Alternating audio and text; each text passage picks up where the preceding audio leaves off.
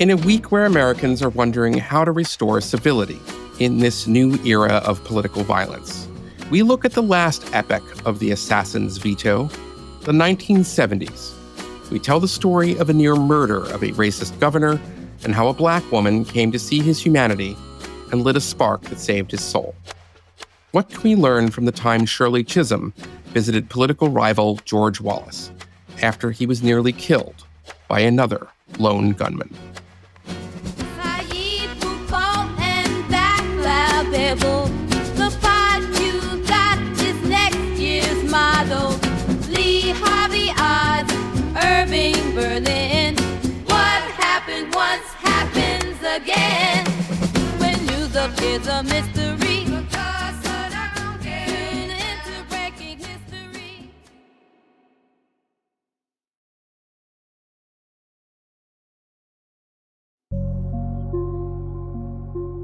It's been a week since Charlie Kirk was silenced with a sniper rifle. I choose that word, silenced, because the victim was murdered as he engaged in public argument, literally debating all comers at Utah Valley University under a banner that said, "Prove me wrong." Here is the man himself. When people stop talking, really bad stuff starts. When marriages stop talking, divorce happens. When church starts happening, they fall apart. When civilization stops talking, civil war ensues. When you stop having a human connection with someone you disagree with, it becomes a lot easier to want to commit violence against that group. Whether it be the great genocide, the horrible genocide of the last 100 years, people stop talking with each other because they lose their humanity. What we as a culture have to get back to is being able to have reasonable disagreement where violence is not an option. That clip is haunting today because so many of us have stopped talking to the other tribe. Charlie is right. The mutual enmity of our republic threatens to unravel it. We are supposed to settle our differences through ballots, not bullets, through speech, not violence. But recently, the assassin has had his say. There are multiple cycles of violence in this country, political violence, and what I focus on is left-wing violence in particular. This is National Review editor Noah Rothman. I do put the current cycle of left-wing political violence in this country beginning roughly in about 1999 with the anti-WTO riots in Seattle. And in that sense, you see threads that go back to the left-leaning violence in this country in the 1960s, 70s, and early 80s, in the 1910s and 1920s. Every 50 years, there seems to be an explosion of violence like this, most of which adheres to an ideological current. Shots were fired this morning into a group of Republicans playing baseball, and 5 were taken to area hospitals. You could argue the current wave of political violence began on June 14th, 2017, when James Hodgkinson, a Bernie Sanders supporter and MSNBC viewer, shot up a Republican congressional baseball practice in Alexandria, Virginia, grievously wounding Representative Steve Scalise. Violent clashes broke out in Charlottesville as thousands of white nationalists took to the streets. Then there was the Unite the Right rally in the summer of 2017, when white supremacists marched with tiki torches on demonstrators in Charlottesville, Virginia, and one crazed loser killed counter-protester Heather Heyer when he ran his car into a scrum of human bodies. The attack apparently came out of nowhere. Senator Rand Paul was reportedly on his riding mower trimming his lawn when he was assaulted. Later that year, Senator Rand Paul's ribs were broken after he was assaulted by his neighbor in Kentucky. Minneapolis in flames. The police station was evacuated after crowds forcibly entered the building and set it ablaze. There were, of course, the riots after the police killing of George Floyd in 2020. Vengeance is ours, saith the mob. And they're still saying, days after MAGA mania rampaged through an American sanctuary. Following that, there was the riot at the Capitol following the 2020 election on January 6, 2021. Carrying a knife, a Glock, ammunition, pepper spray, and zip ties. In June of 2022, a mentally disturbed man called into the police to report himself as he was in the final stages of a kidnapping or murder attempt of Supreme Court Justice Brett Kavanaugh after a draft decision had leaked that would overturn Roe v. Wade. The suspect used a hammer when they broke into the property. A few months later, in October, another disturbed man broke into the home of then House Speaker Nancy Pelosi and bludgeoned her husband Paul with a hammer. A disturbing pattern of communication failures and negligence led to this moment in Butler, Pennsylvania. Take a look at what happened. 2024 saw 2 assassination attempts on Donald Trump. The first on July 13th in Butler, Pennsylvania, where a sniper barely missed the future and former president, raising his ear at a rally.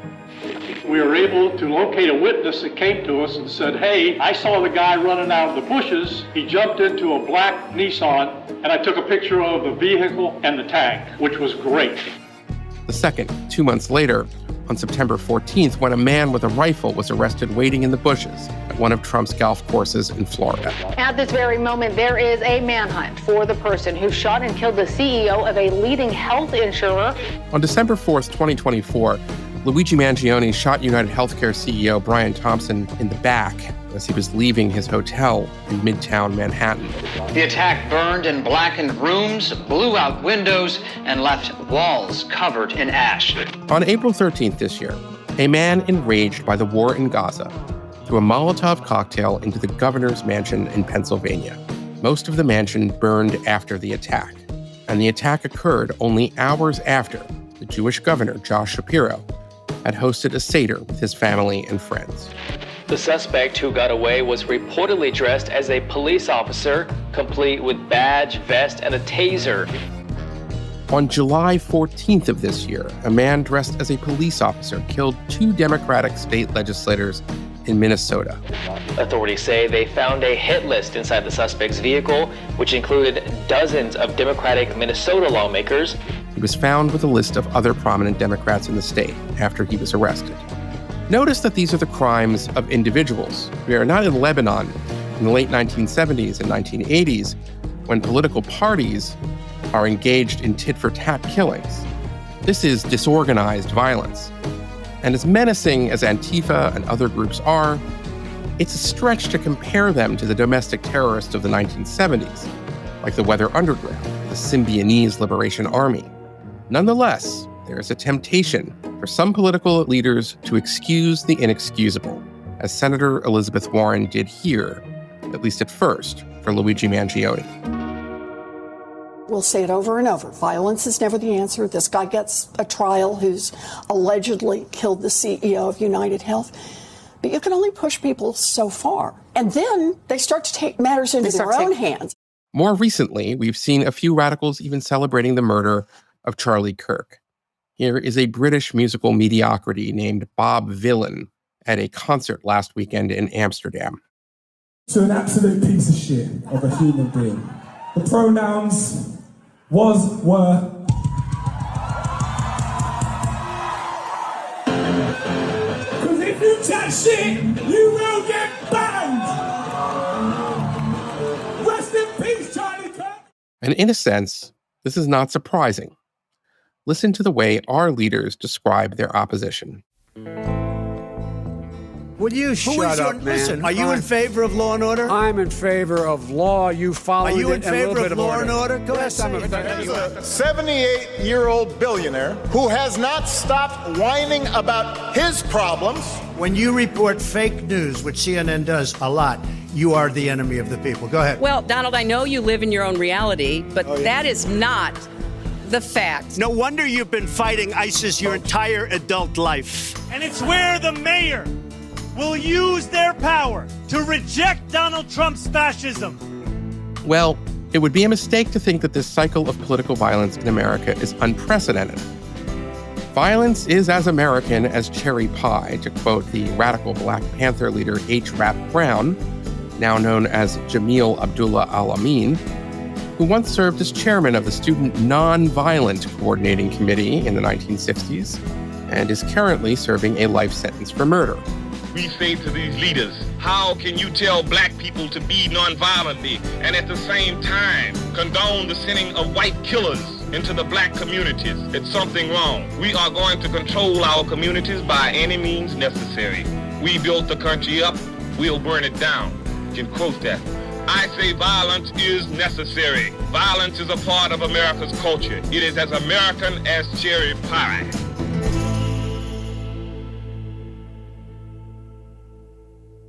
The last epoch of American violence began in 1963 when Lee Harvey Oswald murdered President John F. Kennedy. It largely ended after John Hinckley's failed assassination attempt of President Ronald Reagan. In between, the prospect of violence snuffing out our leaders was very real. There was the killing of Martin Luther King in the spring of 1968. Bobby Kennedy announced it to a crowd of people. I have some very sad news for all of you, and that is that Martin Luther King was shot and was killed tonight in Memphis.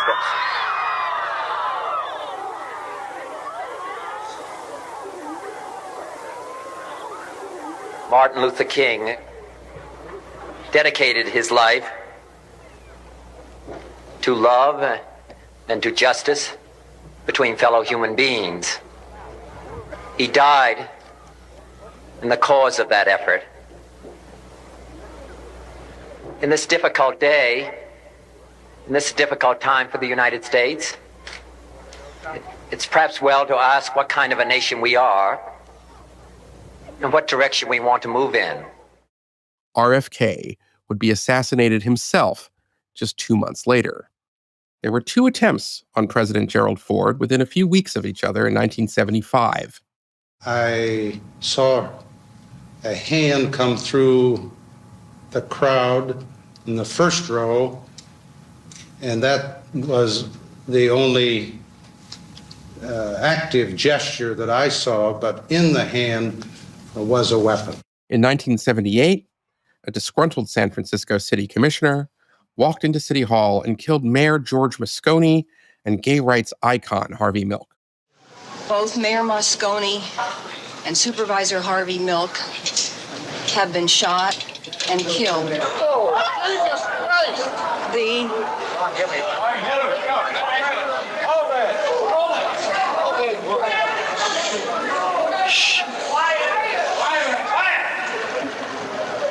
The suspect is Supervisor Dan White. In the middle of that last cycle of lethal politics in 1972, a loner from Milwaukee named Arthur Bremer shot Alabama Governor George Wallace 5 times and paralyzed him at a shopping mall in Laurel, Maryland. He was running in the Democratic primary that year. George Wallace was shot down this afternoon as he campaigned in Maryland, not far from Washington. We are dispensing with our normal format to bring you that story. Howard? At last report, Governor Wallace's condition was described as critical but stable at Holy Cross Hospital in Silver Spring, Maryland, just outside Washington. Police were reported holding one suspect in the shooting. He was described by an eyewitness as a blond youth in his 20s or early 30s. The 52-year-old Wallace had just finished talking to a crowd at a shopping center in Laurel, Maryland, and had stepped from behind a bulletproof podium when the shots rang out. The shooting of George Wallace tested the limits of empathy for many Americans. He was the last national politician to make the case against civil rights. But one Black woman, Shirley Chisholm, insisted on seeing the humanity in someone who refused to see the humanity in her.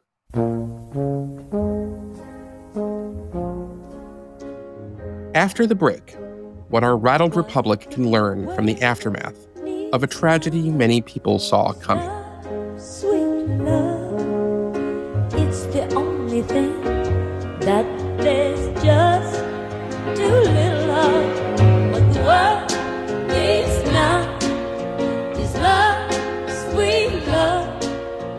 No, not just for some, but for everyone.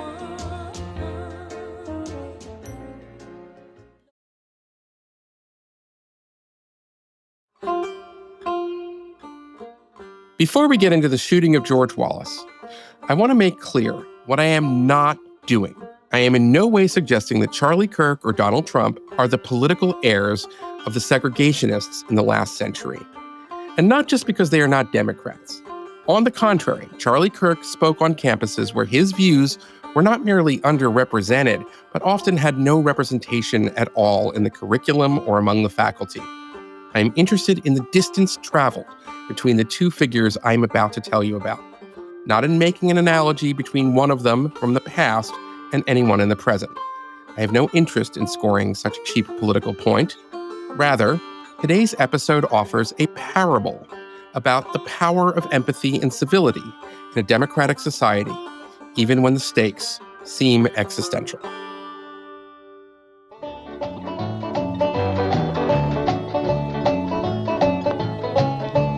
Born in a southern town in Alabama, came up the ranks like any other man, scholar, attorney, governor too. Now he's ready for 72. We are now listening to the campaign theme song of an unlikely candidate in the 1972 Democratic primary. This was a year when the party of Roosevelt and Kennedy were in the political wilderness. Now we've had Democrats, Republicans too. It's time for independence for me and you. The last national election in 1968 was a disaster for the Democratic Party. It was the year that assassins silenced Martin Luther King and Bobby Kennedy. And it was also the year that George Wallace was a spoiler. He ran as an independent regional candidate on a platform opposed to civil rights. This ate into the traditional Southern base of the party, but the Democrats were cooked either way. They owned the Vietnam War. Their convention in Chicago was marred by riots and a heavy police crackdown. Fistfights broke out on the floor between the peace camp and the pro-Vietnam War camp. George Wallace was a small-town judge from rural Alabama, a populist with big ambitions and a deep understanding of Southern resentment. Born in 1919 in Clio, Alabama, Wallace grew up during the Great Depression, worked his way through law school, and entered politics with a knack for retail campaigning and sharp, plain-spoken rhetoric. Early in his career, Wallace was seen as a moderate on race, even endorsed by the NAACP in his first run for governor. But after losing that race in 1958 to a more openly segregationist opponent, Wallace made a fateful turn. George Wallace, in this respect, was a throwback candidate for a party that, until the Civil Rights and Voting Rights Act of 1964, counted the segregationists as part of its national coalition.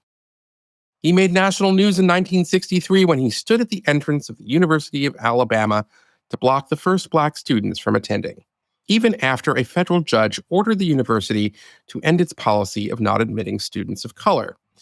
This was from his inaugural address that year. In the name of the greatest people that have ever trod this earth, I draw the line in the dust and toss the gauntlet before the feet of tyranny, and I say segregation now, segregation tomorrow, and segregation forever.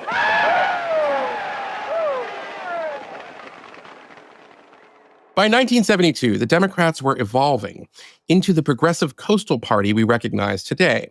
This is the year they nominated George McGovern, identified as the candidate of, quote, acid amnesty and abortion, by his own running mate in an anonymous quip to the columnists Robert Novak and Roland Evans. This was another era of political violence, too. 1972 was a peak for the Weather Underground, the breakaway faction of Students for a Democratic Society that bombed the Pentagon, Congress, the State Department, as well as banks, corporate buildings, and other symbols of capitalism. These guys. If you want to find us, this is where we are.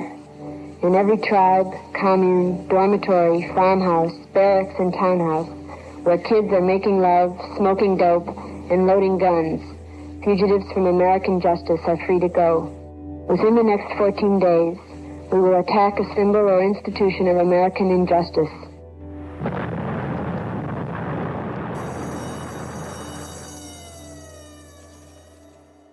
In this context, a reactionary like George Wallace was, again, an anachronism.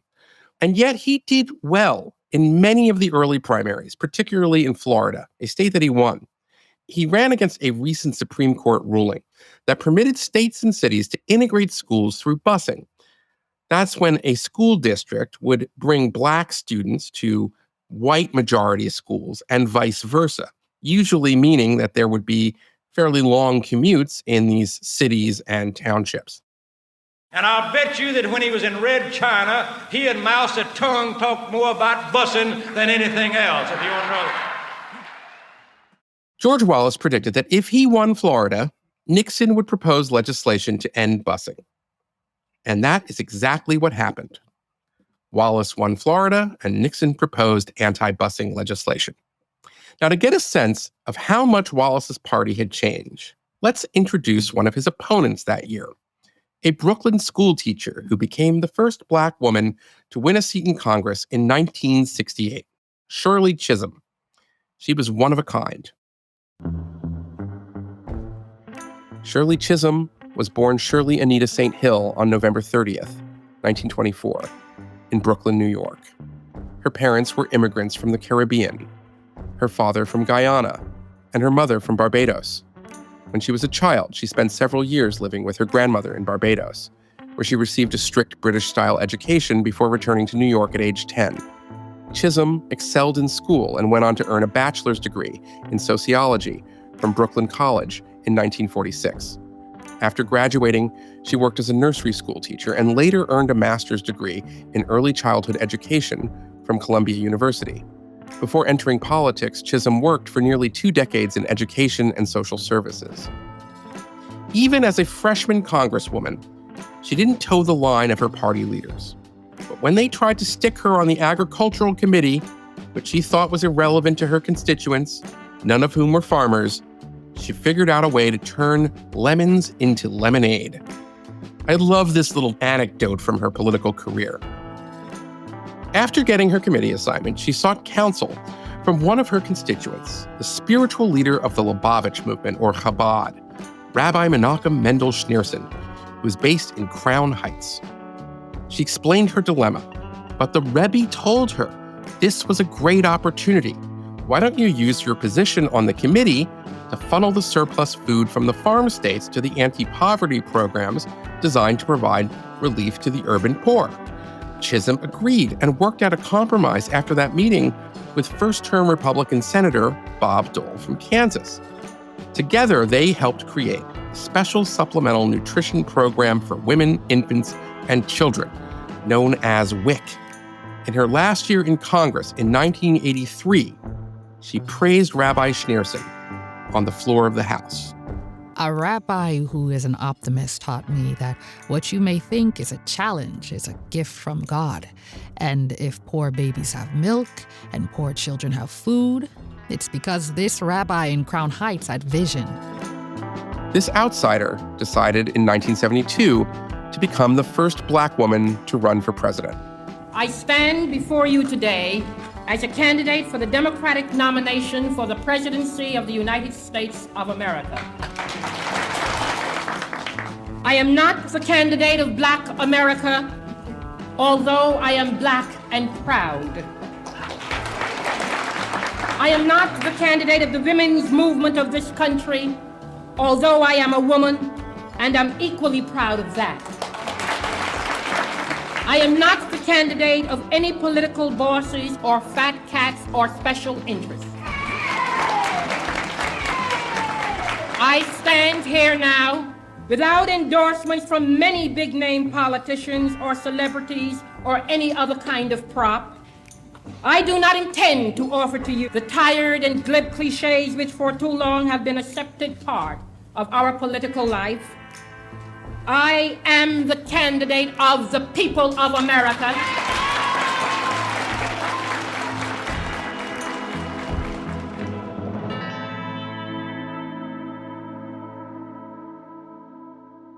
This was the tenor of her campaign. Her slogan was unbought and unbossed. She knew she was a long shot, but at the same time, she considered her campaign an opportunity to show America that a president need not be a white man. Here she is explaining this to Meet the Press on the eve of the Democratic Convention in 1972. I think you have to recognize, first of all, gentlemen, you have to really recognize that I'm doing something this country has never really been done before. It's a question of inculcation, reorientation, and education. Never before in this country, ever since the inception of the Republic, have you had a woman seriously running for the presidency. I'm not talking about someone nominating someone at the convention as a mere gesture of symbolism and tokenism. I'm talking about someone that has been going out in the highways and byways for the past 7.5 months and saying to the American people that if indeed this is a multifaceted society, that Mrs. Chisholm also can be considered a person that can run for the presidency of this country. I was breaking a tradition in which only white males have only been the gentlemen in this country that have guided the ship of state. So you don't expect people, black, white, men, or women, to suddenly overcome a tradition that has been steeped ever since the inception of this republic. So I understand that. I've broken the ice. It's hard to imagine any two politicians more opposite than George Wallace and Shirley Chisholm, which is why the next chapter in this tale is so remarkable. On May 15th, Wallace was a viable candidate for the Democratic nomination. He was campaigning strong in Maryland. And then the assassin's veto intervened. As always seems to be the case with this kind of tragedy, there was no inkling of trouble. Governor Wallace had encountered heckling earlier in the day as he toured the Maryland suburbs of Washington, but the crowd at Laurel seemed receptive and friendly. Governor Wallace had just finished speaking and had taken off his coat, was shaking hands when 4 or 5 shots were fired, 2 of them recorded in this film by ABC News cameraman Charlie Jones.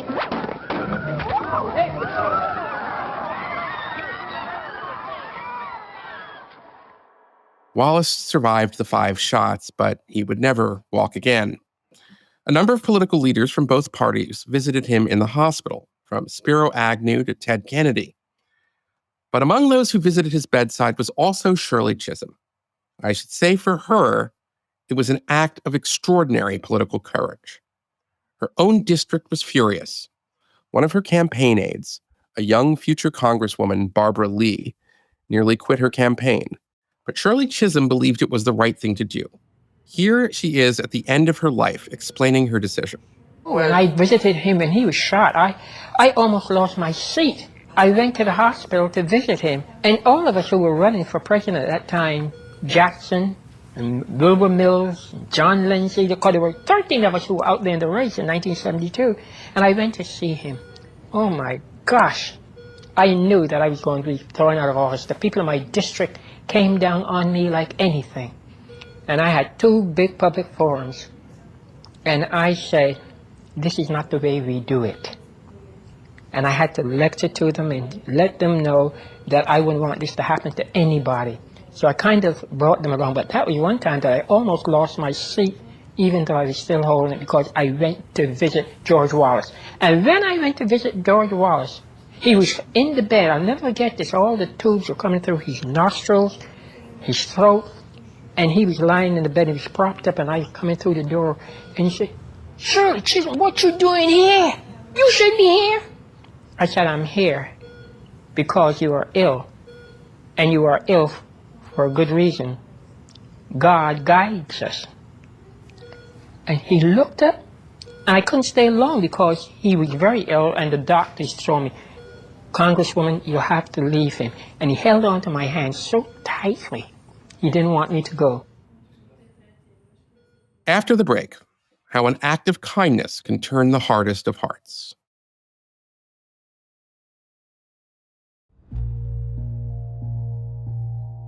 At this point in the story, I want to anticipate an objection. Since the killing of Charlie Kirk, a number of politicians and influencers on the right have ruled out the prospect of unifying with progressives, who have demonized the MAGA movement now for a decade. There is no unity with people who scream at children over their parents' politics. There is no unity with someone who lies about what Charlie Kirk said in order to excuse his murder. There is no unity with someone who harasses an innocent family the day after the father of that family lost a dear friend. There is no unity with the people who celebrate Charlie Kirk's assassination. I understand the sentiment. The left tried everything to stop Trump from lawfare, to politicizing the FBI. After the January 6th riots, Trump supporters were kicked off of social media. The Lincoln Project tried to pressure law firms to blacklist anyone who worked for the Trump administration. There was a very ugly social war against the right during the Biden years. So why not let the left taste its own medicine, if only to establish deterrence going forward? Well, there is another way, the Shirley Chisholm way. Her visit back in 1972 had a profound effect on George Wallace at his lowest moment. He was going through the beginnings of a metamorphosis. Here is his daughter, Peggy Wallace Kennedy, talking about Chisholm's visit in 2020 on the podcast Reckon.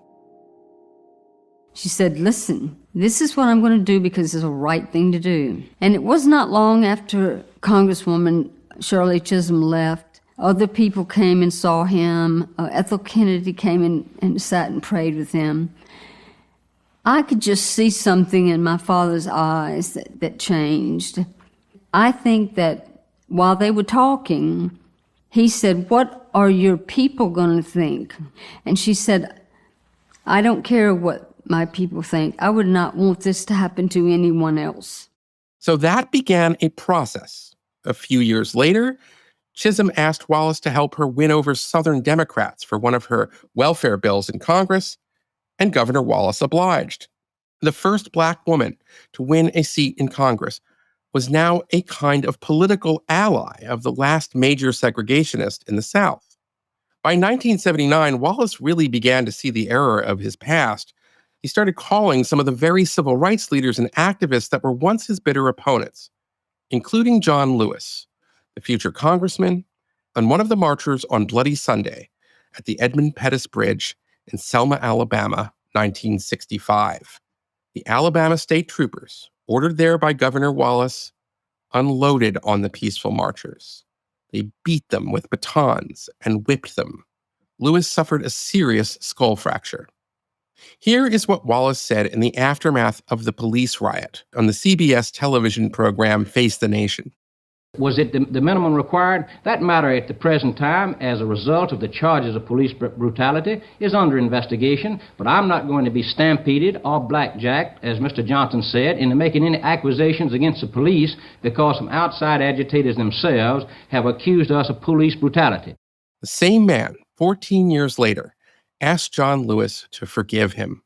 And here is Lewis from the 2000 documentary, Set in the Woods on Fire. He was very candid, very frank, I thought. He literally poured out his soul and heart to me. It was almost like a confession, like I was his priest. He was telling me everything, that he did some things that was wrong and that he was not proud of. He kept saying to me, John, I don't hate anybody. I don't hate anybody.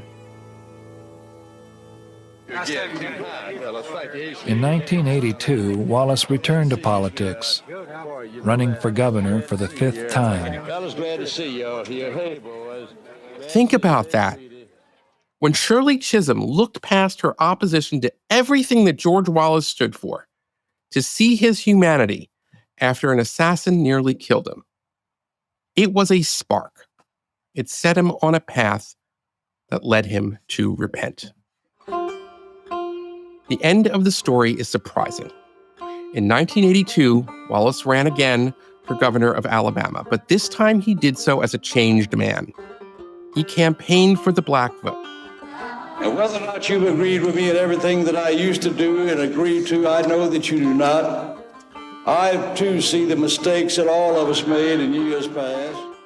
And he won that election with 90% of the Black vote, and with endorsements from the same civil rights leaders in the state who once would have done anything to prevent him from returning to the governor's mansion.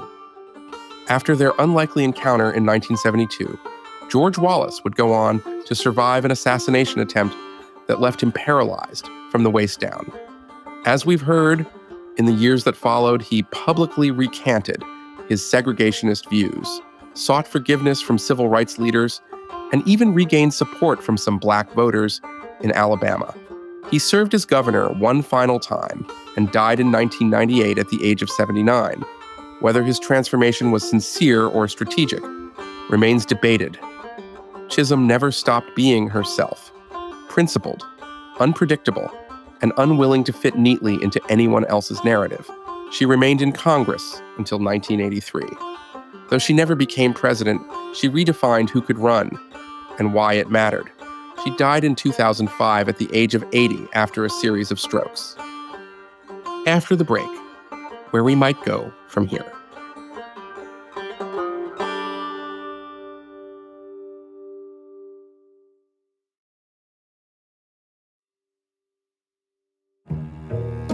It's a long past time for all Americans and the media to confront the fact that violence and murder are the tragic consequence of demonizing those with whom you disagree day after day, year after year, in the most hateful and despicable way possible. For years, those on the radical left have compared wonderful Americans like Charlie to Nazis and the world's worst mass murderers and criminals. This kind of rhetoric is directly responsible for the terrorism that we're seeing in our country today, and it must stop right now. That was President Donald Trump calling for lowering the temperature while significantly raising it. I'm of two minds about Trump's initial response. On the one hand, I understand his frustration. Donald Trump and the MAGA Republicans represent an extremism that threatens the very foundations of our republic. Are they a threat to democracy? Yes. Are they going to take our rights away? Yes. Are they going to put people's lives in danger? Yes. Are they going to endanger the planet by not dealing with climate change? Yes. People need to start taking to the streets. As I said earlier, Democrats have demonized Trump and his followers for a decade now. I don't hold Joe Biden or Tim Walz responsible for Charlie Kirk's assassination. And yet, if you keep saying your opponent is a threat to the republic itself, a deranged individual is bound to take you literally. On the other hand, isn't that a version of what Trump is doing or runs the risk of doing now? The radical left did not pull the trigger last week at Utah Valley University, just as the MAGA right is not responsible for the assassination earlier this summer of Democratic Minnesota state legislators. All of our political leaders are addicted to nursing the grievances of their tribe. And the algorithms of social media make sure that there is an infinite supply of fresh grievances to exploit. They see them against us, and us against them. Well, there is another way.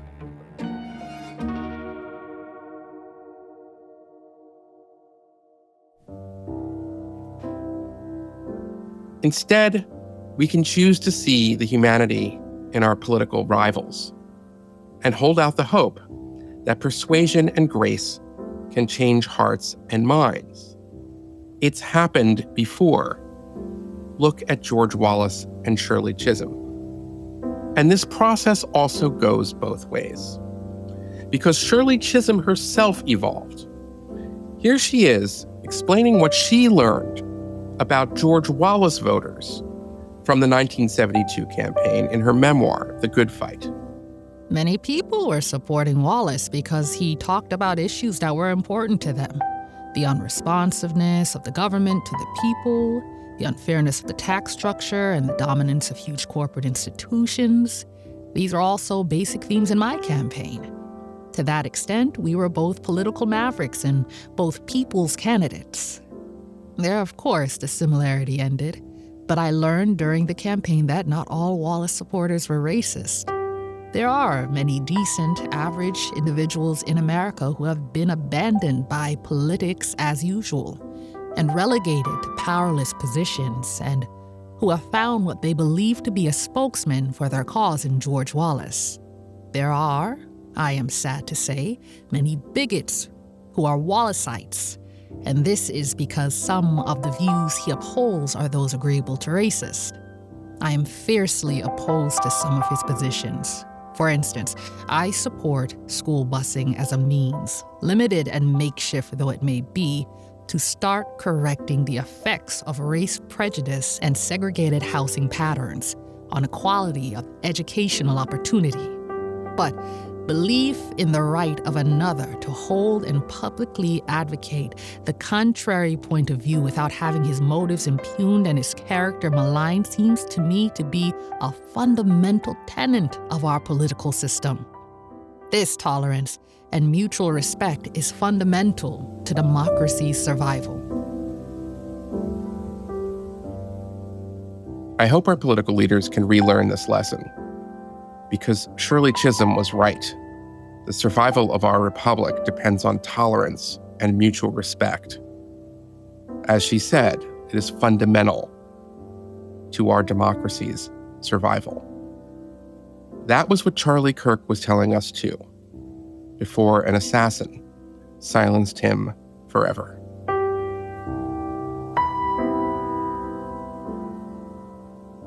If you like this episode, please be so kind as to head over to Apple or Spotify and give us a 5-star review. It really helps new listeners to find us. You can also find more great stories at the Free Press, so head on over to thefp.com.